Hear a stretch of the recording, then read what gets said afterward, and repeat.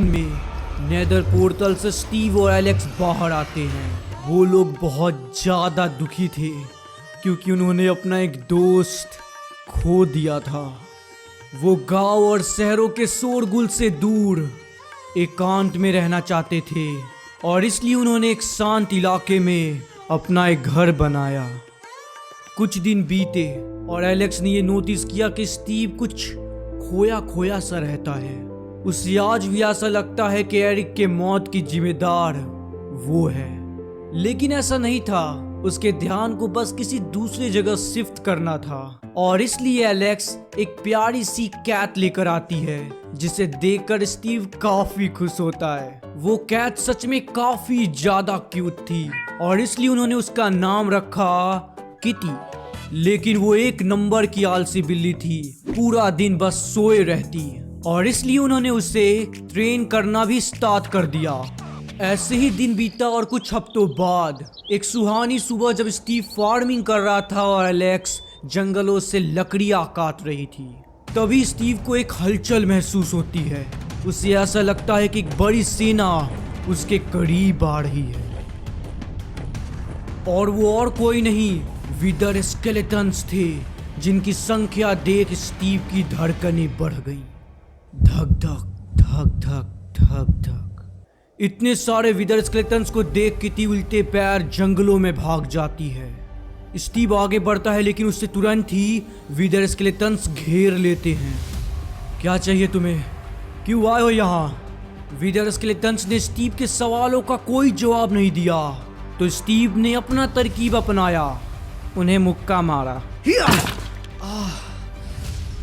इस बेवकूफ़ी के बाद होना क्या था? विदर स्केलेटन्स कोई पोर्शन फेंकते हैं जिसके कारण से चारों तरफ स्मोक फैल जाता है और कुछ भी दिखाई नहीं देता। जब स्मोक हटता है तब तक स्टीव बेहोश हो चुका था और विदर स्केलेटन्स उसे घसीटते हुए ले जाते हैं।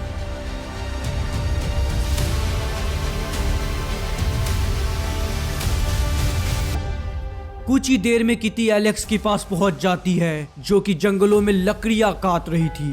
वो वहां से डर के भागी नहीं थी बल्कि एलेक्स को बुलाने गई थी। उसके घबराए हुए चेहरे को वो देखकर समझ जाती है कि घर पर कुछ तो गड़बड़ है, दया कुछ तो गड़बड़ है। वो तुरंत ही सारा काम काज छोड़कर घर की ओर भागती है और ये सोचती है कि आखिर घर पर क्या हुआ होगा। ये सब सोचते सोचते जब वो घर पहुंचती है तब तक बहुत देर हो चुका था। वहां पहुंचती हुई स्टीव को आवाज देती है लेकिन स्टीव आसपास कहीं दिख ही नहीं रहा था। इससे पहले कि वो कुछ सोच पाती तभी किटी विदर रोज से टच हो जाती है और उसे कुछ होने लगता है। ये क्या हो रहा है तुम्हें किटी? ये तुम्हें क्या हो गया?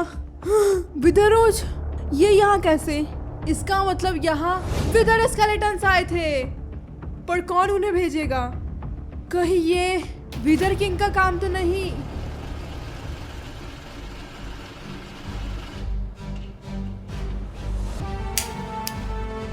स्टीव, तुमने मेरा सब कुछ बर्बाद कर दिया। अभी बारी तुम्हारी है। नेदर वॉर के बाद से विदर किंग ने अपना सब कुछ खो दिया। उसके सारे के सारे लोग मारे जा चुके थे और विदर के आसपास न होने के कारण उसकी विदर एनर्जी कम होने लगती है, जिसकी वजह से वो विदर स्केलेटन्स को समन तक नहीं कर पाता।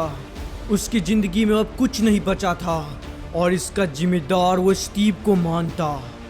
वो बदले की आग में बुरी तरह जल रहा था और इसके लिए वो ओवरवर्ल्ड में जाना चाहता ताकि वो स्टीव से अपना बदला ले सके। इसके लिए उसे ऑब्सीडियंस चाहिए थे जो कि नेदर में सिर्फ पिगलिन्स के पास मिलते हैं। लेकिन विदर किंग और पिगलिन्स बहुत अच्छे और गहरे दुश्मन थे और इसलिए वो एक दूसरा रास्ता अपनाता है।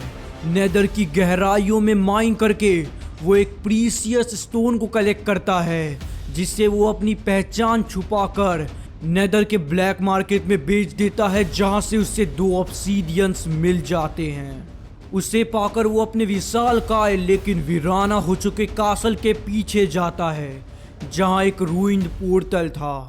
वो देखकर उसे उस दिन की याद आती है जब उससे नेदर में धकेला गया था और वो भोलू से मिला लेकिन नियति से कौन जीत पाया है आज तक। वो हंसता खेलता चेहरा उसके सामने ही शांत हो गया। तभी उसे ख्याल आता है कि स्टीव कभी उससे लड़ना ही नहीं चाहता था, लेकिन वो खुद ही था जिसने स्टीव को अपना दुश्मन माना।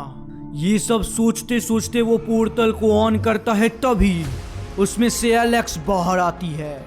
उसे अचानक देख बिना कुछ सोचे विदर किंग टूट पड़ता है और एक लड़ाई की शुरुआत होती है।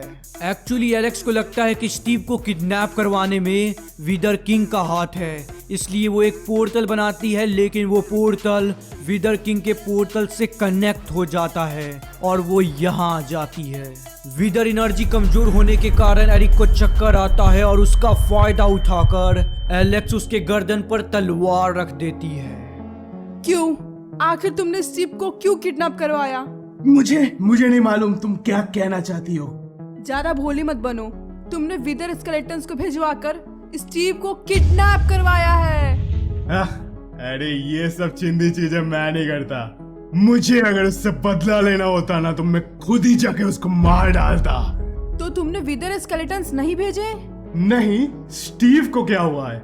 वो उसे सारी बात बताती है और ये बातें सुनकर एरिक डर जाता है, क्योंकि स्टीव को विदर स्केलेटन्स ने किडनैप किया था, जबकि वो तो उन्हें समन ही नहीं कर पा रहा। इसका मतलब कि इन सब के पीछे कोई और है जो कि विदर किंग बनना चाहता है, और इसका पता लगाने के लिए वो एलेक्स की मदद करने को तैयार हो जाता है।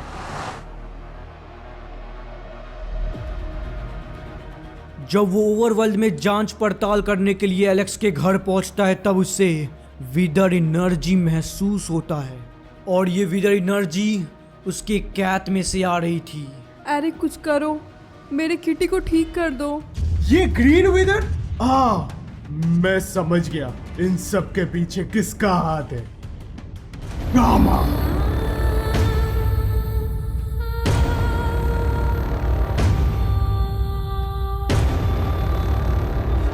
अरे दीवानो मुझे पहचानो, कहां से आया मैं हूं कौन।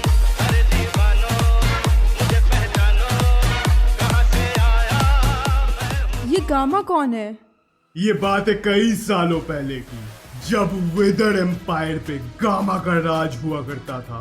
अपने मनोरंजन के लिए वो युद्ध करवाता, खास को सजावट के लिए कैद करके रखता, छोटी सी भी गलती पर मौत की सजा सुना देता। वो एक बहुत क्रूर राजा था, उससे उसकी प्रजा बिल्कुल भी खुश नहीं थी, और वही उसका एक छोटा भाई भी था, अग्नि, जो उससे काफी अलग था। वो लोगों की भलाई किया करता। एक बार गामा से एक बच्चे ने आंख उठाकर बात कर ली। फिर क्या था, उसने उस बच्चे को छोड़कर पूरे गांव वालों को मरवा दिया, ताकि वो बच्चा पूरी जिंदगी पश्चाताप की अग्नि में जले। उस हादसे के बाद खून की ऐसी एक ज्वाला जली जिसने गामा को दहला कर रख दिया और उसको अपने ही